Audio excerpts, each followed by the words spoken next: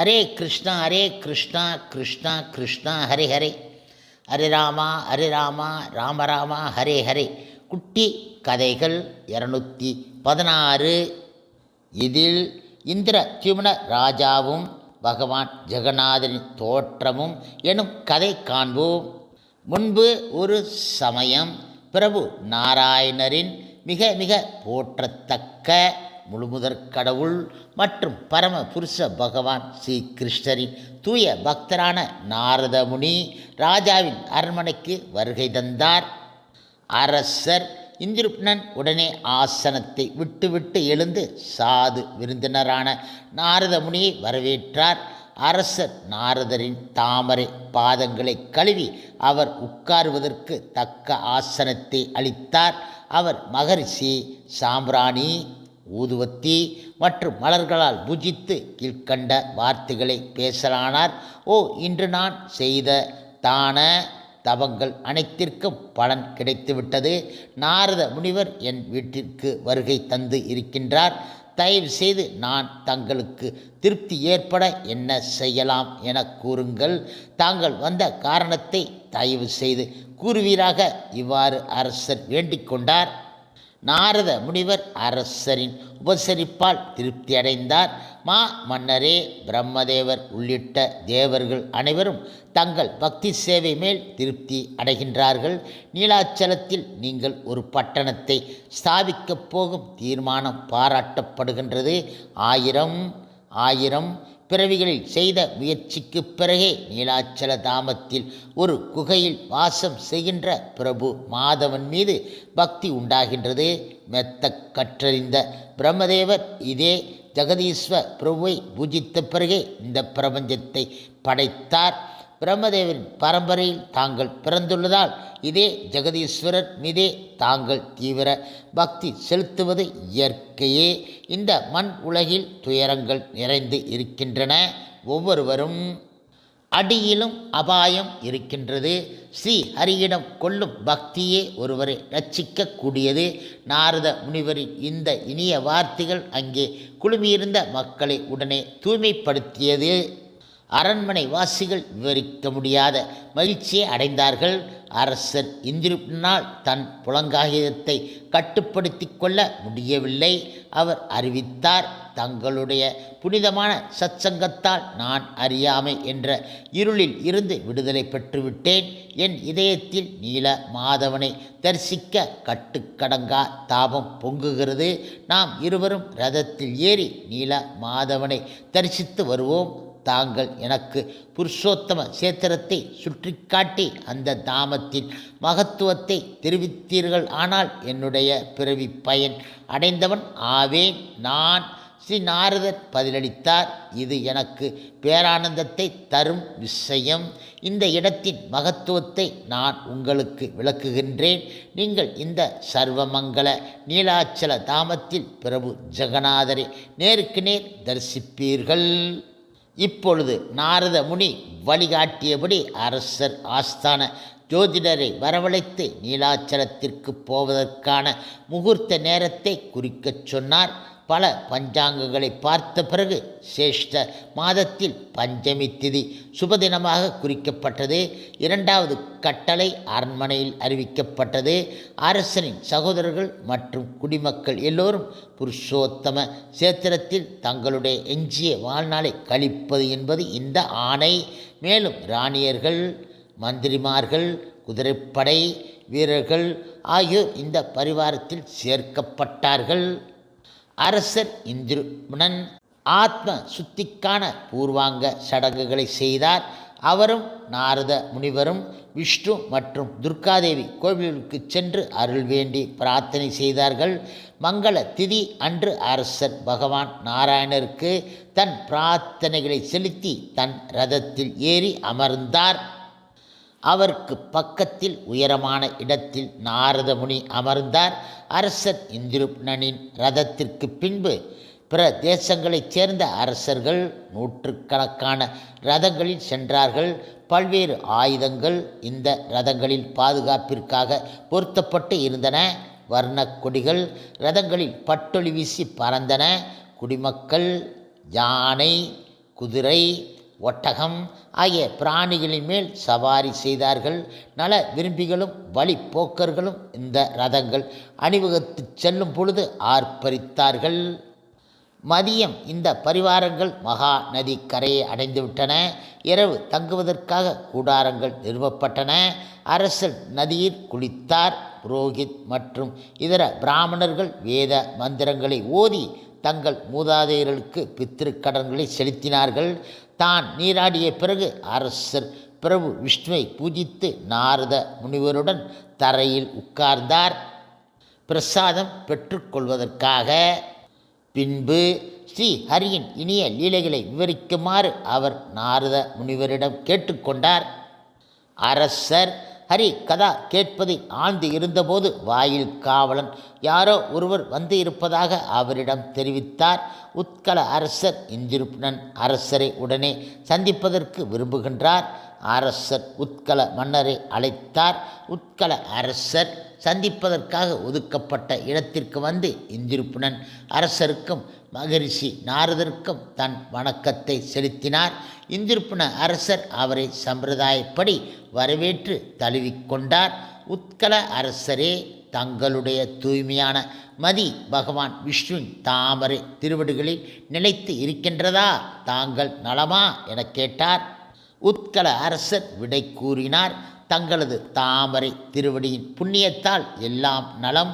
தங்களுக்கு சஞ்சலமும் கலக்கமும் தரும் செய்தி ஆயினும் நான் தங்களுடன் ஒரு விஷயத்தை பகிர்ந்து கொண்டு ஆக வேண்டும். திடீரென அந்த அறையில் சுவாசம் கனத்தது. இந்திருப்ன அரசர் உத்கல அரசர் சொல்லப்போவதை கேட்க தலையை நீட்டிக்கொண்டு முன்வந்தார். பகவானுடைய இருப்பிடம் திடீரென வீசிய காற்றினால் மண்ணால் மூடப்பட்டு விட்டது. இப்போது என் தேசம் பற்பல துயரங்களை எதிர்நோக்கி இருக்கிறது. ஜனங்கள் மடிந்து விட்டார்கள், மடிந்து கொண்டே போகிறார்கள். உத்கல மன்னர் இந்திருப்ன அரசருக்கு வேண்டுகோள் விடுவித்தார். ஆனால் தாங்கள் இப்போது இங்கே வருகை தந்து இருப்பதால் எல்லாம் மங்களமாக இருக்கும் என நான் நம்புகிறேன். நிலைமை விவாதித்த பிறகு உத்கல அரசர் விடைபெற்று சென்று விட்டார். இப்பொழுது இந்திருப்ன அரசர் தன்னையும் மீறி குழம்பி போனார். பிரபு நீலமாதவனை தரிசிக்கும் தனது இதயம் நிறைந்த ஆசை பயனற்று போய்விட்டது என கவலைப்பட்டார். நாரத முனிவர் பக்கம் திரும்பி அவர் கூறப்போகும் பதிலை எதிர்பார்த்தார். அரசரே, இதை பற்றி கவலைப்படாதீர்கள். தாங்கள் ஒரு மகா வைஷ்ணவர். ஒரு வைஷ்ணவின் ஆசை எப்போதும் வீண் போவது கிடையாது. நீங்கள் நிச்சயம் முழுமுதற் கடவுளை தரிசிப்பீர்கள். இந்த மண் உலகில் எழுந்து தங்களுக்கு தரிசனம் கொடுப்பார். சிருஷ்டி முழுவதும் அவரால் கட்டுப்படுத்தப்படுகின்றது.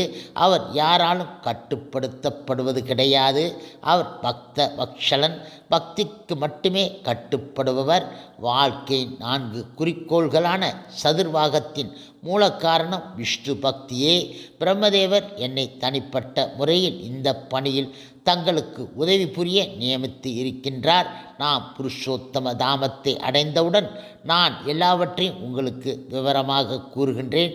இப்போது இரவின் 3வது சாமம். தயவு செய்து அரசர்கள் எல்லோரும் தங்கள் முகாம்களுக்கு ஓய்வு எடுக்கச் செல்லட்டும். நீங்களும் ஓய்வு எடுக்க வேண்டும். நாரத முனிவரின் அறிவுரை அரசரின் மனதை சமாதானப்படுத்தியது. மறுநாள் காலை தன் காலை கடன்களை முடித்த பிறகு அரசர் பிரபு ஜெகநாதரை பூஜித்து மகா நதியை கடந்து நீலாச்சல தாமத்தை நோக்கி பயணமானார். நதியை கடந்தவுடன் அரசர் ஒரு சங்கு முழங்குவதை கேட்டார்.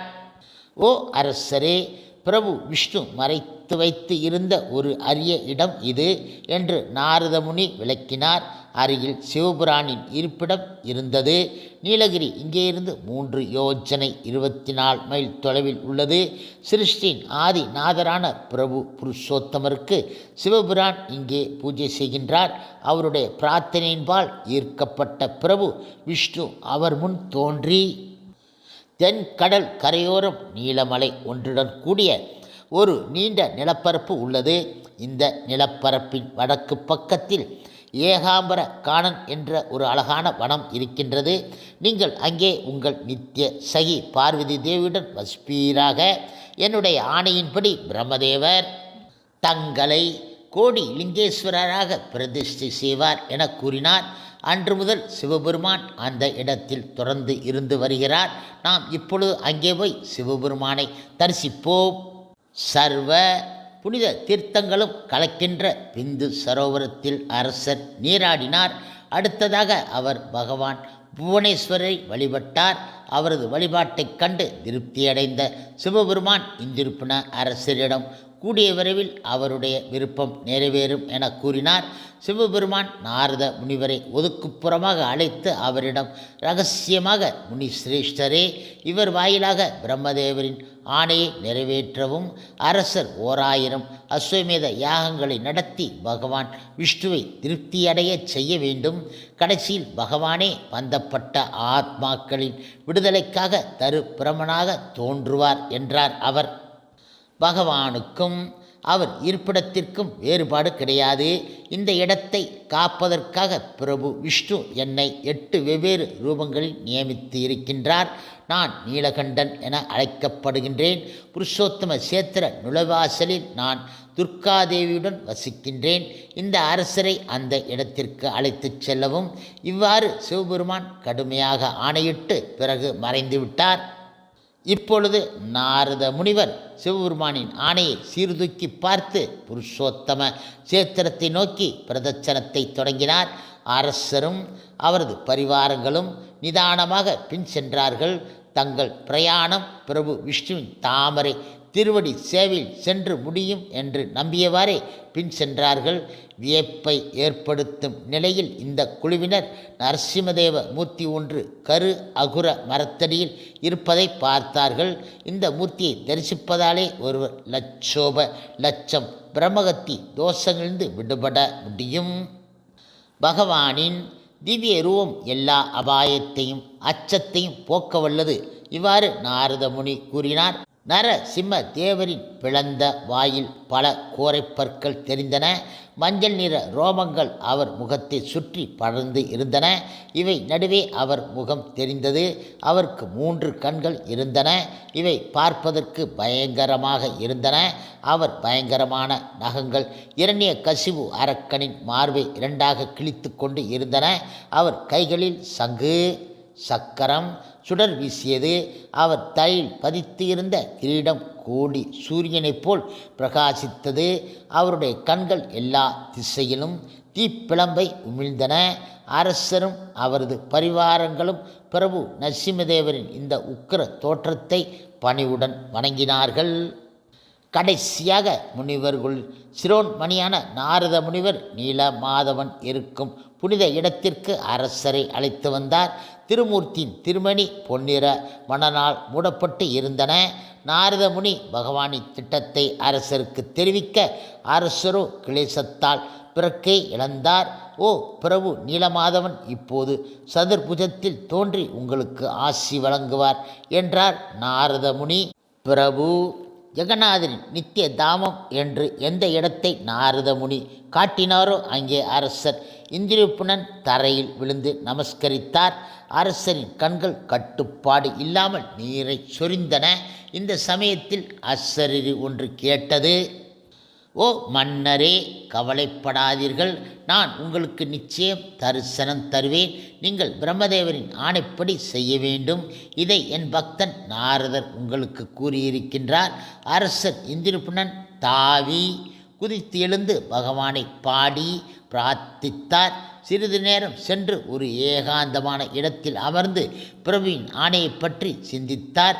தன்னுடைய பிரிய பகவானின் புனித கட்டளையை நிறைவேற்றுவதற்கு அவர் ஆயத்தம் ஆகிவிட்டார். நாரத முனிவருக்கு அரசருடைய மங்களகரமான மேனி ஒளியை பார்க்க மகிழ்ச்சி பிறந்துவிட்டது. சிவனார் இருப்பிடமான நீலகண்டத்திற்கு செல்வோம் என சொல்லியவாறே நாரத முனி அரசரின் கையை பற்றினார். அங்கே சகல அமங்கலத்தையும் அசுரர்களை நாஸ்தி செய்யும் பிரபு நரசிம்மதேவரின் மூர்த்தியை பிரதிஷ்டை செய்வோம். மூர்த்தி மேற்கே பார்த்தவாறு வீற்றிருப்பார். நரசிம்மதேவராக பிரபு விஷ்ணு காட்சி தருவார். தேவ ரிஷியிடம் இருந்து அரசர் கட்டளையை பெற்றுக்கொண்டார். பிரபு நரசிம்மதேவர் முன்பு செய்யப்படும் வேள்வி மிக பயனுள்ளதாக இருக்கும். தயவு செய்து இங்கே கிழக்கை பார்த்த நிலையில் கோவில் ஒன்றை எழுப்புங்கள். நீலகண்ட மகாதேவர் கோவில் தென்புறத்தில் சந்தன மரம் ஒன்று வளர்ந்து வருகிறது. இந்த மரத்தின் மேல் திசை இந்த வேள்வியை செய்வதற்கு தகுந்த இடமாகும். அங்கே நீங்கள் 1000 யாகங்களை நடத்துவதற்கு ஏற்பாடு செய்ய வேண்டும். பிரபு நரசிங்கதேவரை மனப்பூர்வமாக பக்தி சிரத்தையுடன் வழிபட்டு அவருடைய அச்சா ரூபத்தை காட்டச் சொல்லி கோருங்கள். பிறகு நான் மூர்த்தியை பிரதிஷ்டை செய்கின்றேன்.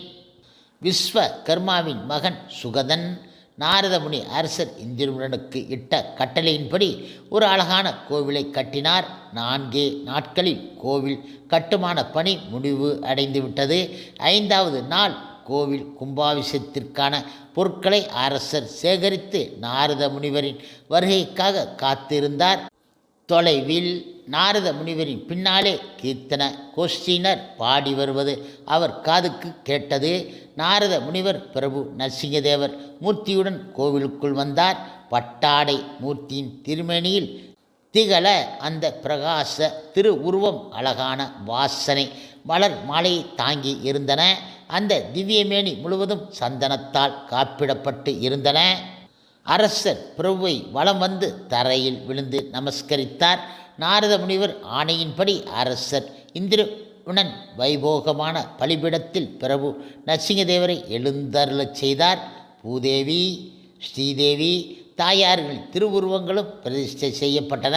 அங்கே குழுமியிருந்த பக்தர்கள் பகவான் புனித திருநாமத்தை பாடி பரவசத்தில் ஆடினார்கள். இந்த அஸ்வமேத யாகங்களுக்கு வருமாறு அரசர் இந்திரன் அனைத்து தேவர்களுக்கும் அழைப்பு விடுவித்தார். இதில் ஏராளமான ரிஷிகளும் வைஷ்ணவர்களும் ஆந்தனர்களும் கலந்து கொண்டார்கள்.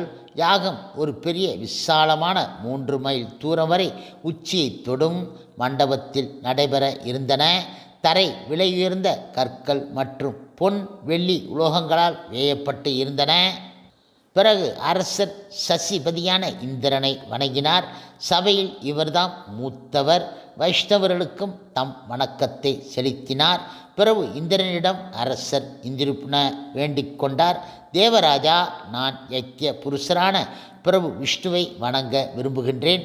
இந்த அஸ்வமேத யாகத்தை செய்வதன் மூலம் தாங்களும் மற்ற தேவர்களும் யாகம் முடியும் வரை இருக்குமாறு வேண்டிக் கொள்கிறேன்.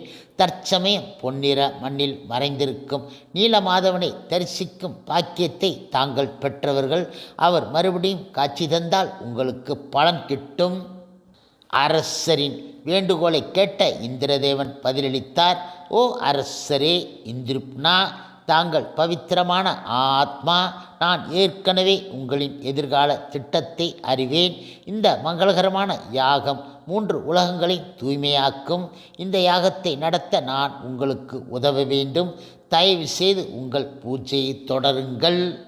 இந்திர தேவனின் ஆசியுடன் இந்திரப்ன அரசர் மகரிஷிகளின் உதவியுடன் அஸ்வமேத யாகத்தை தொடங்கினார். எல்லாம் குற்றமோ குறையோ இல்லாமல் நல்லபடியாக செய்து முடிக்கப்பட்டன. 1000வது அஸ்வமேத யாகம் முடியும் தருணத்தில் அரசர் முழுமுதற் கடவுள் மேல் மனதை செலுத்தி தியானிக்கையில் ஸ்வேத தீவை பார்த்தார். இந்த தீவு பார்க்கடல் சூழ்ந்து ஸ்படிக கற்களால் அமைக்கப்பட்டு இருந்தன. விலையுயர்ந்த கற்களால் செய்யப்பட்ட மேடை ஒன்றில் மேல் தங்க சிம்மாசனத்தில் 4 கர விஷ்ணு பகவான் அமர்ந்து இருந்தார். அவரது வலக்கை பக்கத்தில் தரணிதர அனந்தசேஷன் குடையாக படம் எடுத்து காணப்பட்டார். அவரது மேனி தோற்றம் ஒரு நீல மேகத்தைப் போல் இருக்க கழுத்தில் உள்ள மலர் மாலை முழங்காலை தொட்டது. பகவானின் இடப்பக்கத்தில் லட்சுமி தேவி அமர்ந்து இருந்தால். அரசர் இந்திரன் தான் தியானத்தில் கண்ட காட்சியை நாரதமுனிக்கு விளக்க அவர் மேற்கொண்டு பகவான் காட்சி தருவார் என்பதற்காக அடையாளம் இது என்று உறுதி கூறினார். பிரபு விஷ்ணுவின் தேகத்திலிருந்து ரோமங்கள் பூமியில் உதிர்ந்து மரமாக முளைத்தன. அவர் பிரம்ம ரூப மரமாக மரக்கட்டையாக தோன்றியிருக்கின்றார். இப்பொழுது நாரத முனிவர் அரசரை இந்த மரம் இருக்கும் இடத்திற்கு அழைத்து சென்றார். பக்தி வயப்பட்ட அரசர் தன் வணக்கத்தை செலுத்தி மரத்தை பூஜித்தார். பகவான் விஷ்ணுவின் அம்சமான தெய்வீக விருட்சம் மூர்த்தியாக செதுக்கப்பட வேண்டியது என நாரதர் தெரிவித்தார். அரசரின் கண்களில் வியப்பில் விரிந்தன. ஓ அன்பான நாரத முனிவரே, எந்த உருவத்தை செதுக்க வேண்டும்? மேலும் யார் செதுக்குவார்கள்? நாரத முனி நிதானமாக புன்சிரிப்பு சிரித்து பதில் கூறினார். பகவான் லீலை திவ்யமானது. அவர் எப்படி தோன்றுவார் என்பதே யாரே அறிவார்கள் என்றார் அவர். அவர்கள் இப்படி பேசிக்கொண்டு இருக்கையில் ஒரு அசரீரி இவ்வாறு தெரிவித்தது. ஓ பிரபு விஷ்ணுவின் அர்ச்சா அவதாரம் பரம ரகசியமானது. இந்த மரக்கட்டையை 15 நாட்கள் மூடி வைக்கவும். ஒரு வயதான தச்சு பணியாளர் வெகு விரைவில் இங்கே உபகரணங்களுடன் வந்து மூர்த்திகளை செதுக்குவார். 15 தினங்களுக்கு மிருதங்கம் மற்றும் சங்கீத வாத்தியங்களை வெளியே வாசித்தபடி இருக்கவும். ஒளி செதுக்கும் ஓசையை யார் காதிலும் விழாதபடி பார்த்து கொள்ளவும் என்றது. இப்பொழுது அரசர் இந்திரபுரன் தனக்கு வழங்கப்பட்ட நிபந்தனைகளை சரியாக பின்பற்றினார். 15 நாட்கள் சென்ற பிறகு ஜெகநாதர், பலதேவர், சுபத்ரா திருவுருவங்கள் சுதர்சன சக்கரத்துடன் வெளிப்பட்டன. மறுபடியும் அசரீரி ஒன்று அரசருக்கு ஆணையிட்டது. இந்த திருவுருவங்களுக்கு ஆடை அலங்காரம் செய்து இயற்கையான வண்ணங்களை தீட்டவும். ஒவ்வொரு ஆண்டும் முன்பு தீட்டிய வண்ணங்கள் மங்கிய பிறகு புது வண்ணம் தீட்ட வேண்டும். அரசரே, கருணாகரனான பகவான் தன்னை தரிசிக்கும் பாக்கியம் பெற்றவர்களாய தங்களுக்கும் எல்லா உயிர்வாளிகளுக்கும் அருள் புரிய தோன்றி இருக்கின்றார். அடுத்ததாக நீங்கள் 1000 அடி உயரத்திற்கு ஒரு கோவிலை கட்டி அதில் இந்த மூர்த்திகளை பிரதிஷ்டை செய்யவும். அரசர் இந்திரபுரன் இந்த ஆணையை கடமை உணர்வுடன் நிறைவேற்றினார். 1000 ஆண்டுகள் சென்ற பிறகும் ஸ்ரீ மந்திர் கோவில்களுள் சூடாமணியாக விளங்குகின்றது. ஜெகநாத், பலதேவ், சுபத்ரா மந்திர்க்கு ஜெய். ஹரே கிருஷ்ணா கிருஷ்ணா கிருஷ்ணா ஹரே ஹரே, ஹரே ராமா ராம ராமா ஹரே ஹரே. சில பிரபுபாதரின் சேவையில் இஸ்கான் பக்தர்கள்.